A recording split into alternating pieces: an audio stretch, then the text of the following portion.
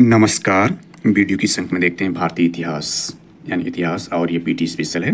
और भारतीय इतिहास के अंतर्गत आधुनिक भारत का इतिहास हम देखेंगे इस लेक्चर में। और यह लेक्चर जो होगा बेस्ड ऑन माइंड मैप है, यानी माइंड मैप पर आधारित यह जीएस वर्ड का एक महत्वपूर्ण नोट्स है।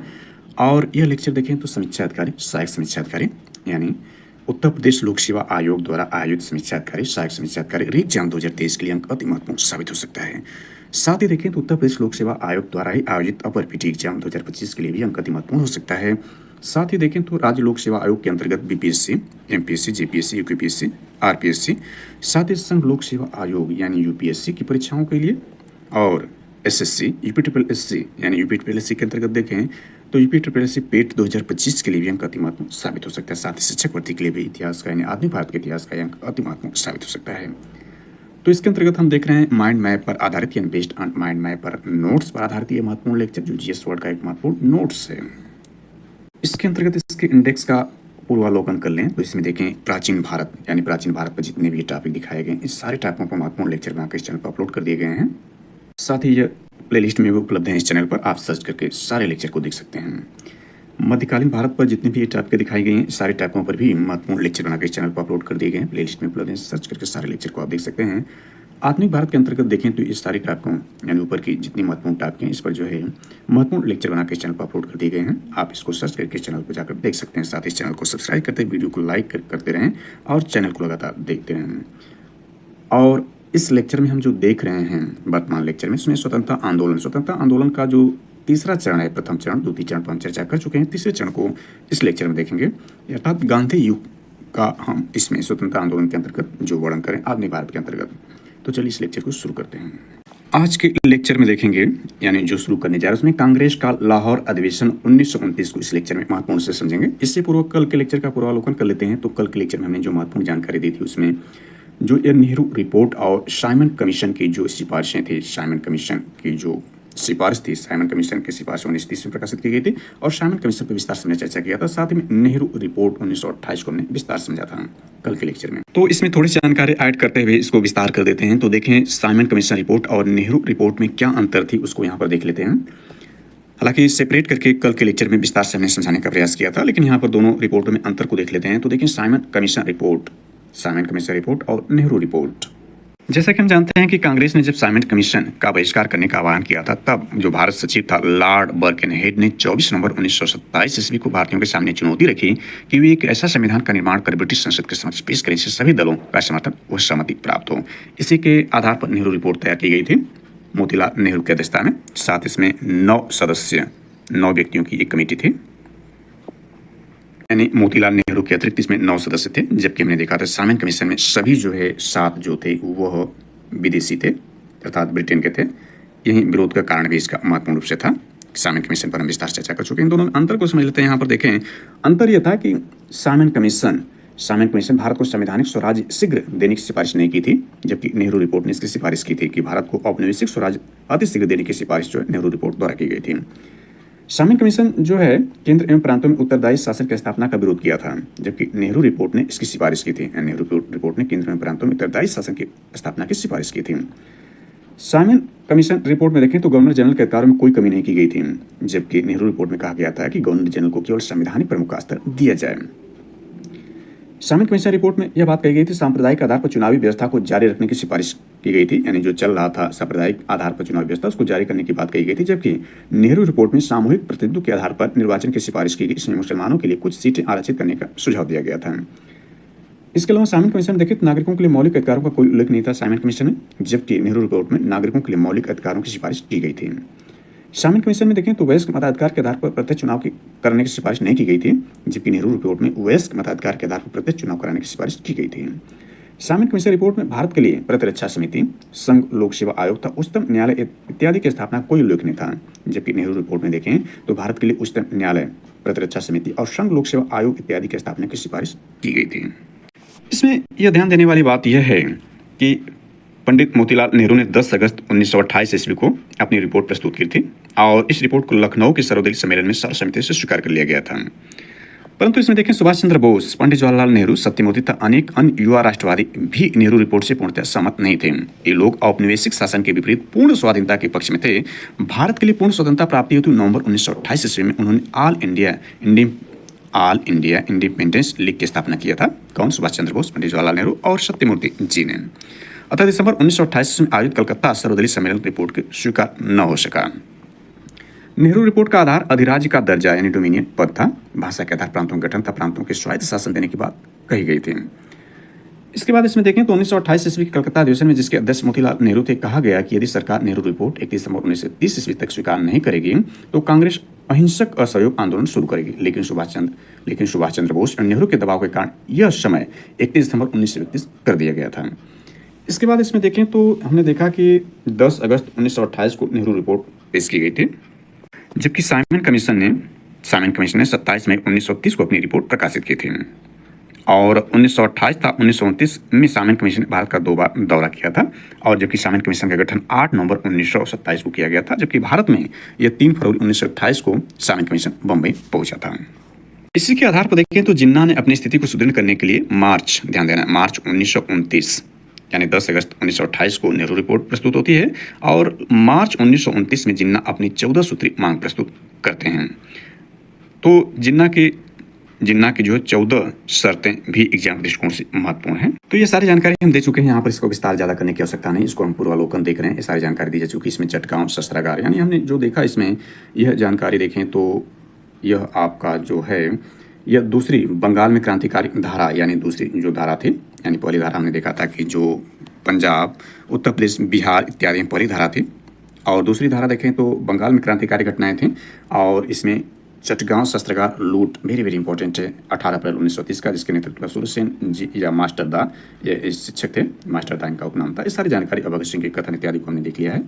और इसमें देखें तो केंद्रीय विधानसभा बम घटना 8 अप्रैल 1929 को, जिसमें बक्पेश्वर दत्त और भगत सिंह जी शामिल होते हैं। सारी जानकारी हम दे चुके हैं पूर्व के लेक्चर में, इसका पूर्वावलोकन आप देख सकते हैं। इसके बाद HSRA जो होता है, HRA का पुनर्गठन करके इसका स्थापना 1928 में जो है दिल्ली के फिरोजशाह कोटला मैदान में किया जाता है, जिसके commander in chief Chandrashekhar Azad ji बनाए जाते हैं।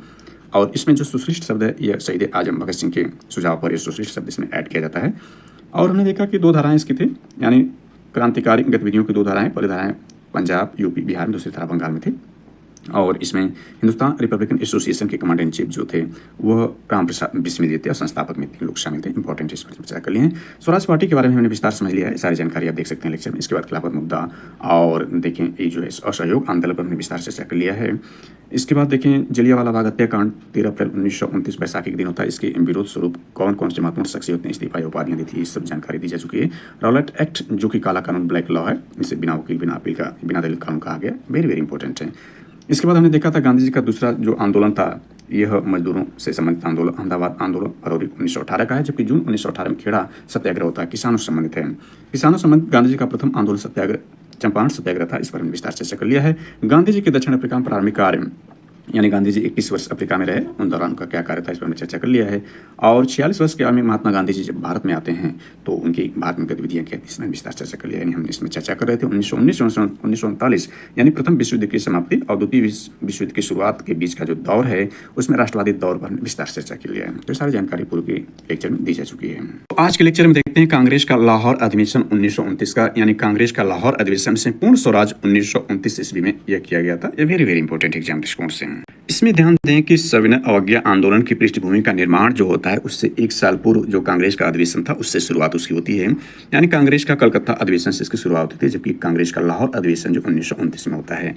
तो कांग्रेस का कलकत्ता अधिवेशन जो है दिसंबर 1928 ईस्वी में कांग्रेस का अधिवेशन मोतीलाल नेहरू के अध्यक्षता में कलकत्ता में हुआ। इस अधिवेशन में नेहरू रिपोर्ट को स्वीकार कर लिया गया, लेकिन कांग्रेस के युवा नेतृत्व मुख्यतः जवाहरलाल नेहरू, सुभाष चंद्र बोस एवं सत्यमूर्ति ने कांग्रेस द्वारा डोमिनियन स्टेटस यानी अधिराज्य का दर्जा को अपना मुख्य लक्ष्य घोषित किए जाने पर गहरा असंतोष व्यक्त किया। इसके स्थान पर उन्होंने मांग की कि पूर्ण स्वराज्य या पूर्ण स्वतंत्रता को कांग्रेस का अपना लक्ष्य घोषित करें।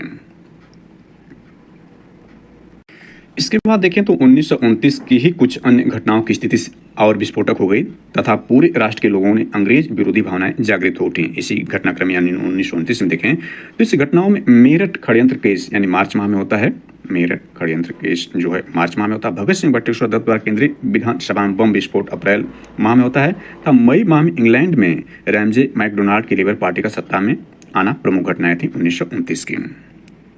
यानी कांग्रेस के लाहौर अधिवेशन से पूर्व जो घटनाक्रम में शामिल है उसमें लॉर्ड इरविन की घोषणा 31 अक्टूबर 1929 ईस्वी की भी इसमें शामिल है।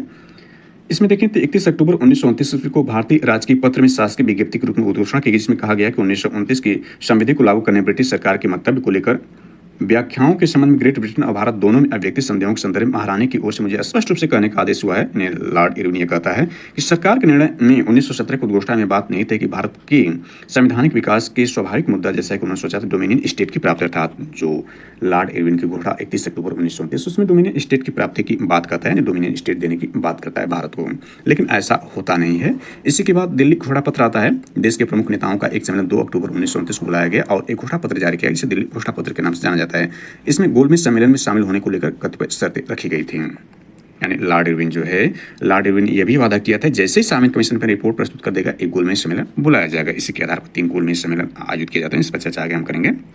चलिए यहाँ देखते हैं कांग्रेस का लाहौर अधिवेशन 1929 जो इसकी भूमिका के रूप में हमने विस्तार जानकारी इसमें दिया। तो देखें इसकी पृष्ठभूमि में यह है कि इस समय तक गांधी जी 6 वर्ष के लंबे अंतराल के बाद, यानी जो है देखें तो असहयोग आंदोलन को स्थगित कर देने के बाद, यानी चौरी चौरा की घटना के बाद जो गांधी जी ने असहयोग आंदोलन को स्थगित कर दिया था, तब से लेकर के जो है वह गांधी जी का लंबा अंतराल है। इसमें महत्वपूर्ण घटनाएं शामिल होती हैं। यानी हमने उन सारी घटनाओं को देख लिया था, जिसमें स्वराज पार्टी का गठन होना, HSR का गठन होना, फिर इसके बाद उसका पुनर्गठन करके हिंदुस्तान सोशलिस्ट रिपब्लिक आर्मी का बनना, इसके बाद काकोरी कांड की घटना को होना, असेंबली में बम फेंकना, लॉर्ड इरविन की ट्रेन को उड़ाने की घटना इत्यादि महत्वपूर्ण घटनाएं इसके बंगाल में और उत्तर भारत में जो भी क्रांतिकारी गतिविधियां थी उसमें हमने विस्तार से चर्चा कर लिया था। तो इसके बाद देखें इस समय गांधी जी 6 वर्ष के लंबे अंतराल के बाद 1927 ईस्वी में सक्रिय राजनीति पुनः वापस लौटे आए थे तथा दिसंबर 1928 ईस्वी में कांग्रेस के कलकत्ता अधिवेशन में शामिल हुए थे।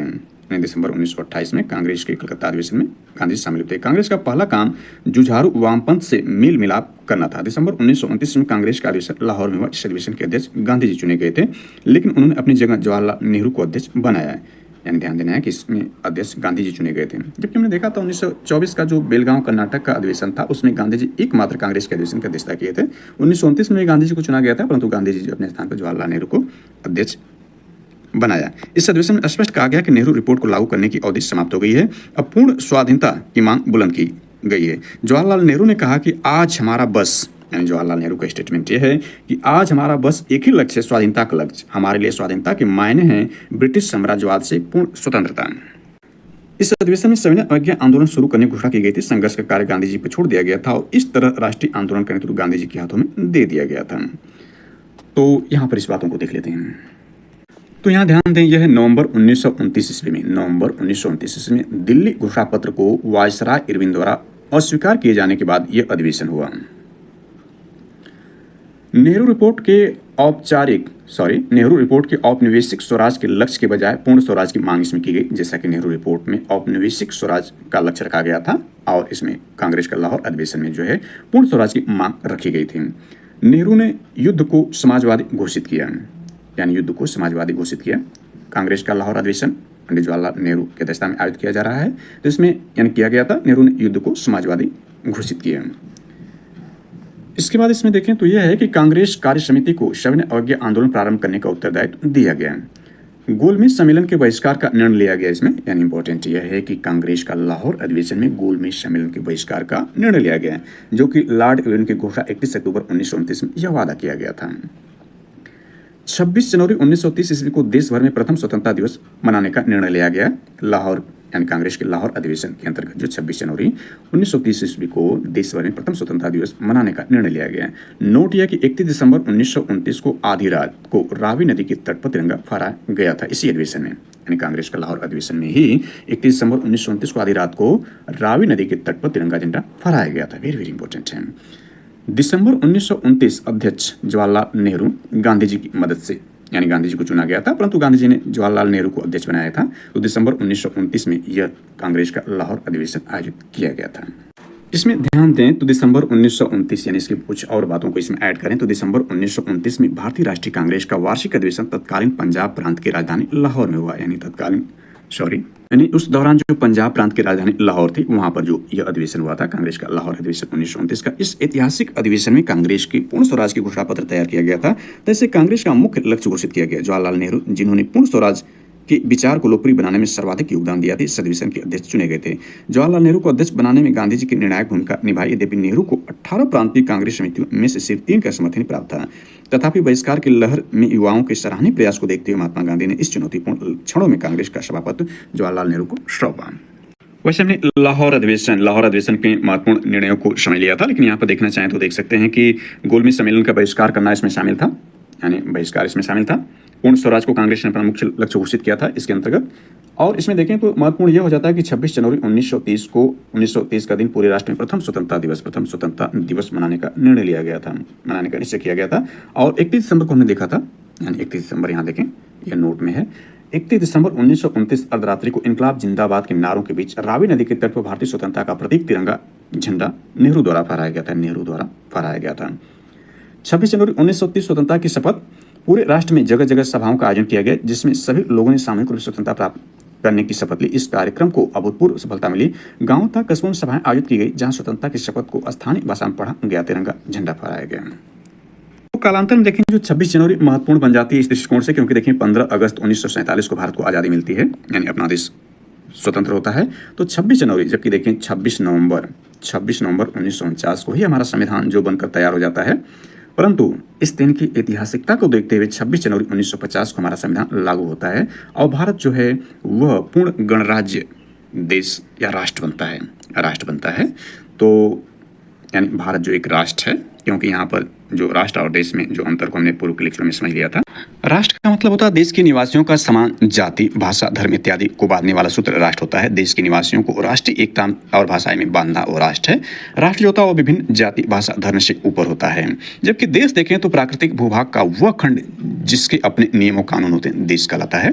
तो देश एक निश्चित सीमा से आबद्ध जो होता है वो देश होता है। तो भारत एक राष्ट्र है। तो भारत राष्ट्र का जो देखें संविधान लागू होता है 26 जनवरी 1950 को। इसी दिन के इतिहास यानी हिस्ट्रिकल बैकग्राउंड को देखते हुए लागू किया जाता है। भारत एक गणराज्य देश बनता है, स्वतंत्र गणराज्य के रूप में स्थापित होता है।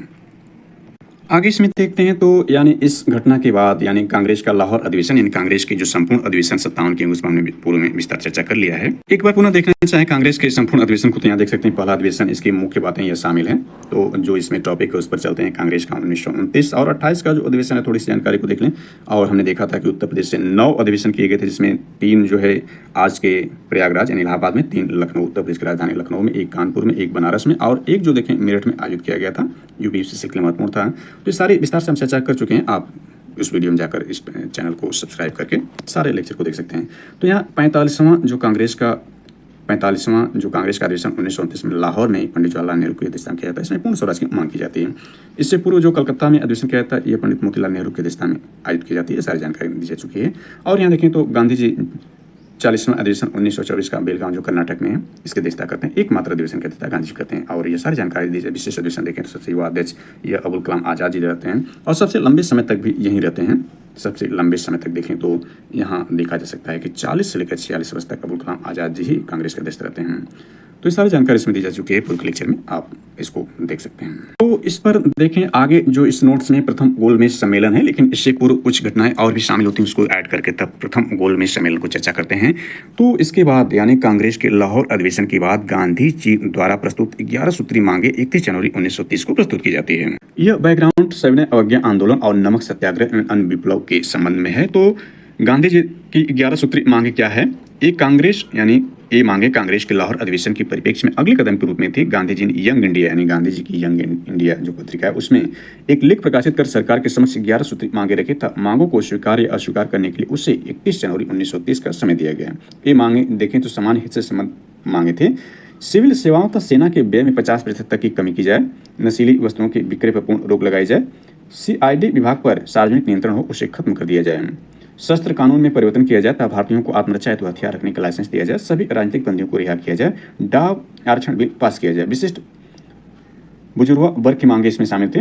रुपये स्टार्लिंग के विनिमय दर अनुपात को उठाकर 1 शिलिंग 4 पेंस किया जाए, रक्षात्मक शुल्क लगाया जाए तथा विदेशी कपड़ों का आयात नियंत्रित किया जाए, तटीय यातायात रक्षा विधेयक पास किया जाए, किसानों के विशिष्ट मांगों के अंतर्गत लगान में 50% की कमी की जाए तथा 11वीं मांग, नमक कर समाप्त किया जाए एवं नमक पर सरकारी एकाधिकार खत्म किया जाए। यानी गांधी जी की 11 मांगों में जो है वह नमक कर समाप्त करने की बात कही गई थी। इसी के परिप्रेक्ष्य में जो दांडी मार्च यानी 12 मार्च से लेकर के 12 मार्च से दांडी मार्च शुरू होता और 6 अप्रैल 1930 तक चलता इतिहास वेरी वेरी इंपॉर्टेंट है। ये जी गांधी जी की 11 सूत्री मांगों में शामिल है। परंतु इन घटनाक्रम में देखें तो फरवरी 1930 तक सरकार इन मांगों यानी गांधी जी की 11 मांगों के संबंध में कोई सकारात्मक उत्तर न मिलने के कारण साबरमती की कांग्रेस कार्य समिति की बैठक में निर्णय गांधी छोड़ दिया गया कि सविनय अवज्ञा आंदोलन किस मुद्दे को लेकर कब और कहां शुरू किया जाए। तो फरवरी के अंत में गांधी जी नमक के मुद्दे को सविनय अवज्ञा आंदोलन केंद्रीय मुद्दा बनाने का निश्चय किया गया। नमक को केंद्रीय मुद्दे के रूप में क्यों चुना गया, तो जैसा कि गांधी जी ने कहा, पानी से पृथक नमक नाम की कोई चीज नहीं है जिस पर कर लगाकर सरकार करोड़ों लोगों को भूखा मार सकती है तथा असहाय, बीमार और विकलांगों को पीड़ित कर सकती है। इसलिए यह कर अत्यंत अविवेकपूर्ण एवं अमानवीय है जिसका उपयोग मानवता के विरुद्ध किया जाता है। तो इसी के फलस्वरूप जो दांडी मार्च 12 मार्च को शुरू होता है और 6 अप्रैल 1930 को समाप्त होता है। तो यहाँ पर दांडी मार्च दिया गया है। गोलमेज सम्मेलन यानी तीनों गोलमेज सम्मेलन समझने से पहले इस घटनाक्रम को देख लेते हैं। दांडी मार्च यानी सविनय अवज्ञा आंदोलन 1930 में शामिल है। 24 दिनों की यात्रा थी दांडी मार्च, यानी 12 मार्च से शुरू होती है और 6 अप्रैल 1930 को समाप्त होती है। 6 अप्रैल को नमक तोड़कर नमक सत्याग्रह शुरू किया था गांधी जी ने। और इसमें महत्वपूर्ण रूप से यह देखें, यानी इस दांडी मार्च में यानी दांडी मार्च की तुलना सुभाष चंद्र बोस ने नेपोलियन के पेरिस मार्च तथा मुसोलिनी के रोम मार्च से की थी। यहाँ ध्यान देना है कि यह मार्च जो है महीने से नहीं है, मार्च का मतलब यहाँ पर है गमन से है। और क्योंकि 6 अप्रैल को ये समाप्त होती है और इसकी शुरुआत देखें तो 12 मार्च को शुरुआत होती है। इसको थोड़ा विस्तार कर लेते हैं तो देखें, दांडी मार्च के अंतर्गत जो 24 दिनों की यात्रा होती है, दांडी मार्च को साल्ट मार्च और दांडी सत्याग्रह, ध्यान देना है कि दांडी जो मार्च है इसको साल्ट मार्च और दांडी सत्याग्रह के नाम से भी जाना जाता है। 2 मार्च 1930 को गांधी जी ने वायसराय को एक पत्र लिखा जिसमें उन्होंने ब्रिटिश सरकार के दुष्प्रभाव अपने 11 सूत्री मांग को उल्लेख किया था, जो सरकार के सम्मुख पेश की गई। तो उन्होंने कहा कि यदि सरकार उनकी मांग को पूरा करने को प्रयत्न नहीं करेगी तो 12 मार्च को नमक कानून का उल्लंघन करेंगे। सरकार द्वारा पत्र पर कोई सार्थक जवाब न मिलने के विरोध में गांधी जी ने 12 मार्च 1930 को, ध्यान देना है, 12 मार्च 1930 को साबरमती आश्रम से, यानी कहाँ से ये शुरू होता है ये भी इंपॉर्टेंट है, साबरमती आश्रम से अपने 78 समर्थकों के साथ, कितने लोगों के साथ, 78 समर्थकों के साथ दांडी के लिए पदयात्रा शुरू किया।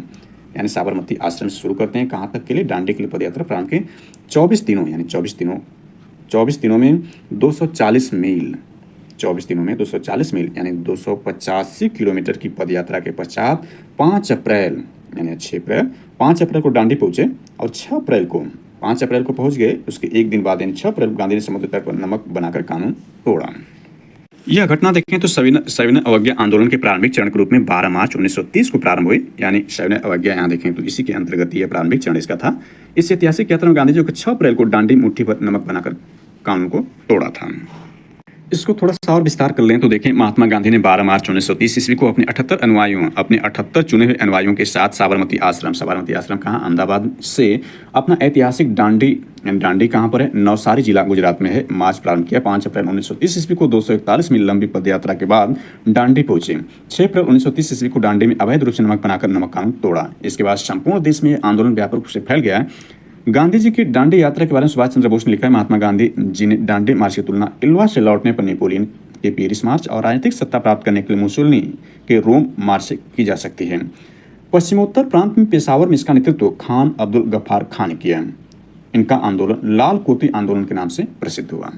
लाल कुर्ती आंदोलन देखें तो उत्तर पश्चिमी सीमांत प्रांत यानी NWFP में समानांतर सीमांत गांधी के नाम से प्रसिद्ध खान अब्दुल गफ्फार खान, यानी सीमांत गांधी कौन थे, तो यही थे खान अब्दुल गफ्फार खान। अपने खुदाई खिदमतगार किससे संबंधित थे, तो यही सीमांत गांधी अब्दुल गफ्फार खान से। यानी खुदाई खिदमतगार का मतलब ईश्वर के सेवक संगठन के ध्वज और अपने स्वयं सेवकों के साथ इस आंदोलन में अत्यंत सक्रिय रूप से भाग लिया था। अब इसमें सविनय अवज्ञा आंदोलन 1930 की सारी भूमिका, जिसके अंतर्गत सांप्रदायिक निर्णय 1932 जो 16 अगस्त 1932 का है, और सविनय अवज्ञा आंदोलन 1930 के विस्तार को समझने से पूर्व जो है तीनों गोलमेज सम्मेलनों को समझ लेते हैं जो एग्जाम के दृष्टिकोण से अति महत्वपूर्ण हैं। तो प्रथम गोलमेज सम्मेलन देखें तो 12 नवंबर 1930, यानी प्रथम गोलमेज सम्मेलन 12 नवंबर 1930 से 19 नवंबर 1931 तक जो है प्रथम गोलमेज सम्मेलन चलता है। स्थान क्या है, सेंट जेम्स पैलेस लंदन में। अध्यक्ष उद्घाटन इसका जॉर्ज पंचम करता है। अध्यक्षता ब्रिटिश प्रधानमंत्री रैमजे मैकडोनाल्ड करता है। इसमें प्रतिनिधियों की संख्या 89 थी। अध्यक्षता रैमजे यानी रैमजे मैकडोनाल्ड, यह जो है ब्रिटिश प्रधानमंत्री था। साइमन कमीशन की सिफारिश पर विचार हेतु 12 नवंबर 1930 से 10 नवंबर 1931 तक आयोजित प्रथम गोलमेज सम्मेलन किया गया था। लंदन के सेंट जेम्स पैलेस में आयोजित किया गया था। कांग्रेस ने इसका बहिष्कार, प्रथम गोलमेज सम्मेलन का कांग्रेस ने बहिष्कार किया था। मुस्लिम लीग, हिंदू महासभा, दलित वर्ग था, भारतीय रजवाड़े इसमें शामिल होते हैं। एग्जाम दृष्टिकोण से वेरी वेरी इंपॉर्टेंट है। सरकार एवं भारतीयों के मध्य समान स्तर पर आयोजित प्रथम वार्ता थी, यानी सरकार एवं भारतीयों के मध्य समान स्तर पर आयोजित प्रथम वार्ता जो है यह प्रथम गोलमेज सम्मेलन था। यानी इसमें ध्यान दें तो 27 मई 1930 ईस्वी को साइमन कमीशन की रिपोर्ट प्रकाशित हुई। राजनीतिक संगठनों ने कमीशन की सिफारिशों का अस्वीकार कर दिया। कांग्रेस के प्रमुख नेता जेल में थे। ब्रिटिश सरकार ने निराशा और संतोष के वातावरण में नवंबर 1930 में गोलमेज सम्मेलन बुलाया। इस सम्मेलन में 89 प्रतिनिधियों ने भाग लिया, यानी कुल 89 प्रतिनिधि भाग लिए। इसमें मुख्य रूप से जो थे हिंदू महासभा, यानी देखें कौन कौन थे। तो हिंदू महासभा से इसमें किसने पार्टिसिपेट किया था, तो जयकर एवं BS मुंजे शामिल थे। उदारवादियों से इसमें देखें, उदारवादी से CY चिंतामणि एवं TV सप्रू थे। मुस्लिम लीग से देखें तो इसमें आगा खां, मोहम्मद शफी, मोहम्मद अली जिन्ना और फजुल हक थे। सिख देखें तो सरदार संपूर्ण सिंह थे। एग्लो इंडियन से KT पाल थे। दलित वर्ग से देखें, दलित वर्ग से डॉक्टर भीमराव अंबेडकर शामिल थे। देसी रियासतों से 16 नरेशों ने इसमें भाग लिया था। आदि प्रतिनिधियों ने भाग लिया, कांग्रेस ने इसमें भाग नहीं लिया। ब्रेल्सफोर्ड के अनुसार सेंट जेम्स पैलेस में भारतीय नरेशों, दलित वर्ग, हिंदू, सिख, ईसाई, जमींदार, श्रमिक संघों और वाणिज्य संघों प्रतिनिधि सम्मिलित हुए, परंतु भारत माता वहां उपस्थित नहीं थी। 12 नवंबर 1930 को ब्रिटिश सम्राट ने सम्मेलन का उद्घाटन किया और ब्रिटिश प्रधानमंत्री मैकडोनाल्ड ने उसका सभापतित्व किया। इसके बाद इसमें द्वितीय गोलमेज सम्मेलन को समझ लेते हैं। यानी द्वितीय गोलमेज सम्मेलन देखें, प्रथम गोलमेज सम्मेलन के बाद कई घटनाएं शामिल होती हैं, लेकिन हम गोलमेज सम्मेलन पर चर्चा कर रहे हैं, इसलिए द्वितीय गोलमेज सम्मेलन को यहाँ पर देख लेते हैं। यानी आगे हम इसमें देखेंगे कि प्रथम गोलमेज सम्मेलन के बाद, यानी असफल होने के बाद गांधी इरविन समझौता, दिल्ली समझौता होता है, उस पर आगे हम विस्तार से चर्चा करेंगे। लेकिन द्वितीय गोलमेज सम्मेलन को, यानी सारे गोलमेज सम्मेलन को एक जगह कवर कर लेते हैं। तो इसके अंतर्गत देखें द्वितीय गोलमेज सम्मेलन, यानी यहाँ पर तो यह 7 सितंबर 1931 से लेकर के 1 दिसंबर 1931 ईस्वी तक जो है द्वितीय गोलमेज सम्मेलन आयोजित किया। स्थान वही है, सेंट जेम्स पैलेस लंदन में है। द्वितीय गोलमेज सम्मेलन के समय ब्रिटेन के सर्वदलीय मंत्रिमंडल में अनुदारवादियों का बहुमत था। अनुदारवादियों ने शैमुअल हॉक को भारत मंत्री, लॉर्ड वेलिंगटन को भारत का वायसराय बनाया। 7 सितंबर 1931 ईस्वी को सम्मेलन शुरू हुआ। गांधी जी SS राजपूताना, यानी द्वितीय जो गोलमेज सम्मेलन वेरी वेरी इंपॉर्टेंट एग्जाम दृष्टिकोण से, क्योंकि इसमें गांधी जी SS राजपूताना नामक जहाज से 12 सितंबर को इंग्लैंड पहुंचे थे। वे कांग्रेस के एकमात्र प्रतिनिधि थे। गांधी जी डॉक्टर अंसारी जैसे राष्ट्रवादी मुसलमान को भी कांग्रेस की तरफ से शामिल करना चाहते थे, परंतु वायसराय इसके लिए सहमत नहीं हुए। द्वितीय गोलमेज सम्मेलन में कुल 31 प्रतिनिधियों ने भाग लिया। कांग्रेस कार्य समिति की एक और सदस्य सरोजिनी नायडू भी इसमें भाग लेने गई। इनके साथ एनी बेसेंट भी थी, उन्होंने भारतीय महिलाओं का प्रतिनिधित्व किया। मदन मोहन मालवीय राष्ट्रवादी दल के प्रतिनिधि ग्रुप में इसमें शामिल हुए थे। तो इसके बारे में थोड़ा जानकारी और विस्तार से तो यह है कि अल्पसंख्यक एवं सांप्रदायिकता के मसले के कारण सम्मेलन असफल रहा। यानी सम्मेलन, द्वितीय गोलमेज सम्मेलन भी असफल रहा। क्यों रहा, तो अल्पसंख्यक और सांप्रदायिकता के मसले के कारण यह सम्मेलन असफल रहा। कांग्रेस की तरफ से एकमात्र प्रतिनिधि महात्मा गांधी शामिल हुए। राजपूताना जहाज से लंदन गए थे, हमने देखा था। SS राजपूताना नामक जहाज से 12 सितंबर को इंग्लैंड पहुंचे थे। अन्य शामिल लोगों में देखें तो सरोजिनी नायडू जी भी इसमें शामिल होते, एनी बेसेंट जो शामिल होते, डॉक्टर अंबेडकर जी भी इसमें शामिल हुए थे। गांधी जी के साथ जाने वालों में महादेव देसाई, मदन मोहन मालवीय जी, देवदास गांधी जी, घनश्याम बिरला और मीराबेन शामिल थे। वेरी वेरी इंपॉर्टेंट है, गांधी जी के साथ जाने वालों में इतने लोग शामिल थे और ये लोग भी इसमें शामिल हुए थे। इसमें ध्यान देना कि 1 दिसंबर 1931 ईस्वी को द्वितीय गोलमेज सम्मेलन बिना किसी ठोस निर्णय के समाप्त हो गया। 28 दिसंबर, नोटेड पॉइंट यह बनता है कि 28 दिसंबर 1931 ईस्वी को भारत पहुंचने पर स्वागत के लिए आई हुई भीड़ को संबोधित करते हुए गांधी जी ने कहा था, मैं खाली हाथ लौटा हूं, परंतु अपने देश की इज्जत को मैंने बट्टा नहीं लगने दिया। वेरी वेरी इंपॉर्टेंट एग्जाम अक्सर पूछा जाता है कि गांधी जी ने कब कहा था कि अपने देश की इज्जत को मैंने बट्टा नहीं लगने दिया। तो यही द्वितीय गोलमेज सम्मेलन से लौटने के बाद गांधी जी ने भीड़ को संबोधित करते हुए 28 दिसंबर 1931 को कहा था कि मैं खाली हाथ लौटा हूं, परंतु अपने देश की इज्जत को बट्टा नहीं लगने दिया। द्वितीय गोलमेज सम्मेलन के समय फ्रैंक मोरिस ने गांधी जी के बारे में कहा, अर्थ नंगे फकीर की ब्रिटिश प्रधानमंत्री से वार्ता हेतु सेंट जेम्स पैलेस की सीढ़ियां चढ़ने का दृश्य अपने आप में अनोखा एवं दिव्य प्रभाव उत्पन्न करने वाला था।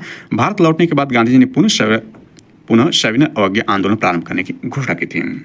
इसके बाद तृतीय गोलमेज सम्मेलन को भी यहीं पर देख लेते हैं। तो यह इसकी शुरुआत 17 नवंबर 1932 से 24 दिसंबर 1932 ईस्वी तक आयोजित की जाती है। हालांकि तृतीय गोलमेज सम्मेलन से पूर्व जो है द्वितीय सविनय अवज्ञा शुरू होता है। इसके बाद सांप्रदायिक पंचायत यानी कम्युनल अवार्ड भी आता है, यानी तृतीय गोलमेज सम्मेलन से पूर्व ये घटनाएं जो शामिल होते हैं द्वितीय सम्मेलन अवज्ञा शुरू किया जाता है गांधी जी द्वारा, और सांप्रदायिक पंचायत कम्युनल अवार्ड भी इसके अंतर्गत आता है, यानी कि इसी में आता है। इसके बाद पूना समझौता का समय 26 सितंबर 1932 आता है। इसके बाद तृतीय गोलमेज सम्मेलन आयोजित किया जाता है। तो इसके बारे में देखें, समय जो 17 नवंबर 1932 से 24 दिसंबर 1932 में समय देख लिया। कांग्रेस एवं गांधी जी इसमें शामिल नहीं हुए थे, कांग्रेस और तथा गांधी जी इसमें शामिल नहीं हुए थे। इसमें भारत शासन अधिनियम 1935 के लिए ठोस योजना के अंतरिम स्वरूप को पेश किया गया था। तृतीय गोलमेज सम्मेलन में नोट किया कि अंबेडकर तीनों सम्मेलनों में शामिल हुए थे। Exam students very very important, अक्सर एग्जाम पूछा जाता है कि कौन भारतीय शख्सियत जो थे तीनों गोलमेज सम्मेलन में शामिल हुए थे, तो डॉक्टर अंबेडकर जी जो है तीनों गोलमेज सम्मेलन में शामिल होने वाले लोगों में शामिल थे। तो इसमें देखें यह है कि भारतीय राजनीतिक परिदृश्य की गतिविधियों से आबादित ब्रिटिश सरकार ने अपना संवैधानिक सुधारों का कार्य जारी रखा। 17 नवंबर 1932 से तृतीय गोलमेज सम्मेलन का लंदन में आयोजन किया गया। भारत सचिव यानी उस दौरान भारत सचिव सर सैमुअल होर गोलमेज सम्मेलन के विरोधी थे। इसमें केवल 46 प्रतिनिधियों ने भाग लिया था, यानी सबसे कम तृतीय गोलमेज सम्मेलन में ही भाग लिया। जॉर्ज लैसवरी के नेतृत्व में इंग्लैंड की लेबर पार्टी भी सम्मेलन में सम्मिलित हुई। इस सम्मेलन में ऐसे लोगों को आमंत्रित नहीं किया गया जिसमें सरकार के विरोध का संभावना थी। अधिकांश प्रतिनिधि उदारवादी एवं सांप्रदायिक थे। 24 नवंबर 1932 सम्मेलन की समाप्ति के बाद एक श्वेत पत्र जारी किया गया। श्वेत पत्र पर विचार करने के लिए लॉर्ड लिनथिगो जो भारत का वायसराय उस दौरान था को की अध्यक्षता में ब्रिटिश संसद की एक संयुक्त समिति गठित की गई। इसने 12 नवंबर 1934 को अपनी रिपोर्ट प्रस्तुत की। संयुक्त समिति की रिपोर्ट के आधार पर सैमुअल होर द्वारा 19 दिसंबर 1934 को भारत शासन विधेयक ब्रिटिश संसद में प्रस्तुत किया गया। 3 अगस्त 1935 को ब्रिटिश सम्राट ने उसे अपनी सर्वसम्मति दे दी। यानी इसमें नोटेड पॉइंट यह है कि 3 अगस्त 1935 ईस्वी को ब्रिटिश सम्राट ने अपनी यानी सम्मति दे दी थी, और यह विधेयक भारत शासन अधिनियम 1935 के नाम से आगे विख्यात हुआ। अब इसमें सविनय अवज्ञा आंदोलन 1930 को विस्तार से समझते हैं। इसकी भूमिका को हमने पूर्व में ही देख लिया था कि गांधी जी इस मांग पत्र पर सरकार यानी गांधी जी को 11 सूत्री जो मांग थी उसको सरकार कोई सकारात्मक रुख नहीं अपनाया था। फलतः 14 फरवरी 1930 ईस्वी को साबरमती में कांग्रेस की एक बैठक में गांधी जी के नेतृत्व में सविनय अवज्ञा आंदोलन चलाने का निश्चय किया गया। सविनय अवज्ञा आंदोलन 1930-31 इसमें देखें तो गांधी जी द्वारा वायसराय के सम्मुख रखे 11 सूत्री मांग पत्र विचार न करने के कारण सविनय अवज्ञा आंदोलन आवश्यक हो गया। गांधी जी ने उस आंदोलन यानी उस आंदोलन के दौरान अहिंसात्मक ढंग से सरकार के प्रति असहयोग का रवैया अपनाया। तो इसके प्रथम चरण में यानी सविनय अवज्ञा आंदोलन जो 1930 का प्रथम चरण दांडी मार्च से शुरू होता है, इस पर हमने विस्तार से चर्चा कर लिया है। तो इस पर देखें तो यह ध्यान दें कि गांधी जी ने यंग इंडिया में 11 सूत्री मांग सरकार के समक्ष पेश की थी। गांधी जी ने नमक को रणनीतिक मुद्दे के रूप में चुना, इसलिए दांडी मार्च या साल्ट मार्च के रूप में यह जाना जाता है। तो यहाँ पर देखें जो है आंदोलन का विस्तार यानी सविनय अवज्ञा आंदोलन 1930 का विस्तार का होता है। इसी में देखें तो जो प्रथम गोलमेज सम्मेलन की जो असफलता है कि द्वितीय गोलमेज सम्मेलन की असफलता जिसमें गांधी जी पार्टिसिपेट करते हैं, उसके बाद द्वितीय सविनय अवज्ञा आंदोलन शुरू किया जाता है। तो इस आंदोलन का विस्तार को हम समझ लेते हैं। सबसे पहले सविनय अवज्ञा आंदोलन का विस्तार कैसे किया जाता है, इसके बाद सांप्रदायिक निर्णय को समझते हैं। तो यहाँ देखें के केलप्पन ने मालाबार में तट पर यात्रा की, यानी के केलप्पन ने मालाबार में तट की यात्रा की थी। गैडिनेल्लियो मणिपुर में नेतृत्व यानी गैडिनेल्लियो ने मणिपुर नेतृत्व किया। नेहरू ने इन्हें रानी की उपाधि दी थी, यानी गैडिनेल्लियो मणिपुर से संबंधित थे, मणिपुर में नेतृत्व किया था इस आंदोलन का, सविनय अवज्ञा आंदोलन का, और जवाहरलाल नेहरू ने रानी की उपाधि दी। वेरी वेरी इंपॉर्टेंट एग्जाम दृष्टिकोण से। इसके बाद देखें तो बिहार में समुद्र न होने के कारण नमक सत्याग्रह को सांकेतिक रूप से चलाया गया था। यानी बिहार में देखें तो समुद्र न होने के कारण जो है नमक सत्याग्रह को सांकेतिक रूप से चलाया गया था। इसके बाद यहाँ पर देख लेते हैं तो यह है कि पश्चिमोत्तर भारत में खान अब्दुल खां ने नेतृत्व किया था। इनके बारे में हमने विस्तार से देख लिया था कि यह जो है लाल कोटी आंदोलन से संबंधित थे, और इनको सीमांत गांधी भी कहा जाता है, और इन्होंने खुदाई खिदमतगार ईश्वर के सेवक के संगठन भी किया था। वेरी वेरी इंपॉर्टेंट है। आंदोलन के दौरान वानर सेना मंजरी सेना गठित की गई थी। सविनय अवज्ञा आंदोलन के दौरान ही वानर सेना और मंजरी सेना गठित की गई थी, और यह जो है नेतृत्व जो है देखें तो दांडी मार्च के दौरान जो है इन्होंने नेतृत्व किया था। पश्चिमोत्तर प्रांत में पेशावर में इसका नेतृत्व इन्होंने किया था, खान अब्दुल गफ्फार खां, इनको सीमांत गांधी, और यह जो है खुदाई खिदमतगार संगठन भी चलाया था। इसके बाद देखें तो धर्षणा में सरोजिनी नायडू, इमाम साहब मणिकलाल ने नमक कानून पर प्रदर्शन किया था। इसका उल्लेख वेब मिलर ने किया। वेरी वेरी इंपॉर्टेंट है। वेब मिलर जो एक पत्रकार था उसने उल्लेख किया कि धर्षणा में सरोजिनी नायडू, इमाम साहब मणिलाल ने नमक कानून का प्रदर्शन किया था। गांधी इरविन समझौता 5 मार्च 1931 के बाद यह समाप्त हो गया था। गांधी इरविन समझौते के बाद, गांधी इरविन समझौता कब होता है? 5 मार्च 19 के बाद यह जो सविनय अवज्ञा आंदोलन समाप्त होता है। द्वितीय सविनय अवज्ञा आंदोलन जो है 1932 से 1934 ईस्वी तक चलता है।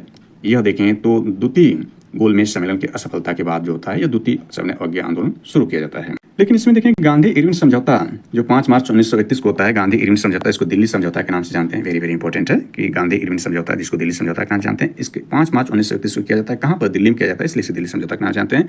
गांधी इरविन पैक्ट को दिल्ली पैक्ट के नाम से भी जाना जाता है। वायसराय इरविन ने इसके तहत निम्नलिखित बातों को स्वीकार किया था। यानी गांधी इरविन समझौता के तहत जो बातें स्वीकार की गई थी उसमें महत्वपूर्ण से देखें तो कुल बातें जो थी उसमें जिन राजनीतिक बंदियों पर हिंसा के आरोप हैं उन्हें छोड़कर शेष को रिहा कर दिया जाएगा। भारतीय समुद्र किनारे नमक बना सकते हैं। भारतीय लोग शराब और विदेशी वस्त्रों की दुकान पर कानून की सीमा के भीतर धरना दे सकते हैं। सरकारी नौकरी से त्यागपत्र देने वालों को सरकार वापस लेने में उदारता दिखाएगी। कांग्रेस को श्री गांधी जी ने निम्नलिखित मांगों को स्वीकार किया था। यानी गांधी जी जो स्वीकार किए थे गांधी इरविन समझौता के अंतर्गत, उसमें सविनय अवज्ञा आंदोलन स्थगित कर दिया जाएगा। कांग्रेस निकट भविष्य में होने वाला दूसरे गोलमेज सम्मेलन में भाग लेगी। इसी वजह से दूसरे गोलमेज सम्मेलन में गांधी जी पार्टिसिपेट किए थे। कांग्रेस ब्रिटिश सामान का बहिष्कार नहीं करेगी। गांधी जी पुलिस द्वारा की गई जातियों के बारे में जांच की मांग नहीं करेंगे।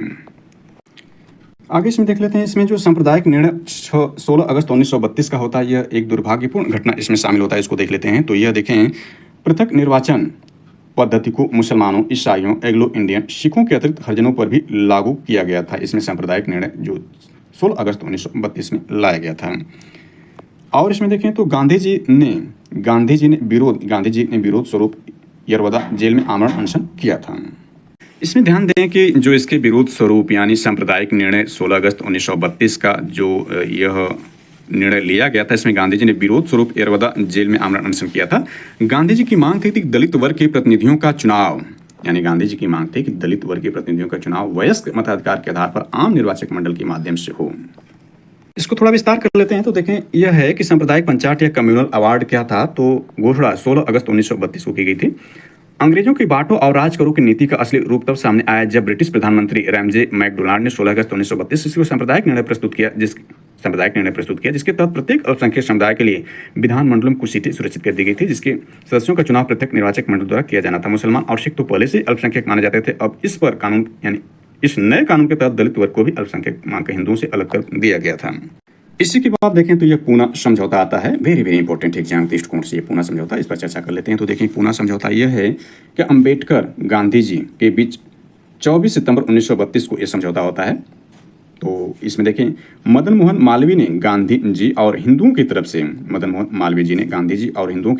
वही अंबेडकर पिछड़े वर्ग की तरफ से इस समझौते पर हस्ताक्षर किया था। पिछड़े वर्ग का बल्कि दलित वर्ग की तरफ से इस वर्ग पर हस्ताक्षर किए थे।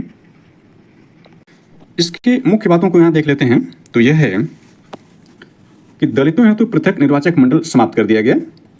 यानी जो अभी सांप्रदायिक अवार्ड था, कम्युनल अवार्ड था, उसके अंतर्गत पूना समझौता में हुआ दलितों हेतु पृथक निर्वाचन मंडल को समाप्त कर दिया गया। प्रांतीय विधानमंडल में दलितों हेतु 147 सीटें आवंटित की गई।